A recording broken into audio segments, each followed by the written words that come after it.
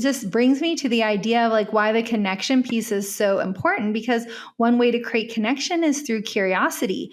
And even within ourselves, we don't even have to say anything out loud. We can just actually just get curious in our own heads about what's happening here, right? Because if we know that behavior is communication and it's communicating, your child's feelings and emotions, their level of brain maturation, what's happening with their sensory system, their basic needs like hunger, tiredness, need for connection, their developmental needs like having a sense of control, feeling capable, all of these things.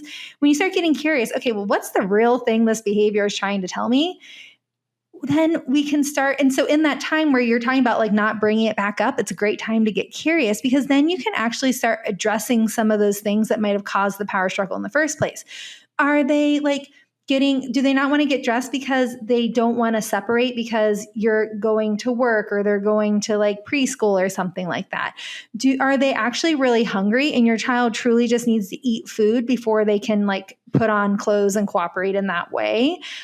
You get to think about, okay, what is this behavior really trying to tell you? Because your toddler is not doing this to be bad, to make you mad, to make you late, to make your life difficult. So the sooner you realize that and start getting curious, that's where the true transformation happens for both yourself and your kid. Yeah. And I was thinking, I was like, what was my kid's reason? And like, it could be so it could change by the day, Totally. When I got curious about why my kids weren't putting their clothes on in the morning, actually both of them, it was both obviously some days it was different reasons. Some days it was because they were just in a grumpy mood.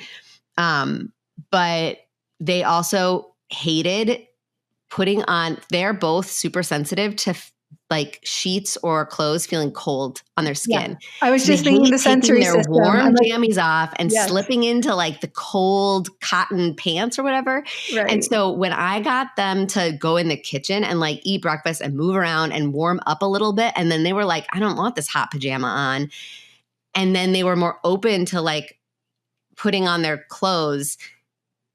Life got easier when it came to power struggles around getting dressed. So it's like sometimes it's not what you think. Sometimes it's just really like kind of looking at it through your kid's eyes.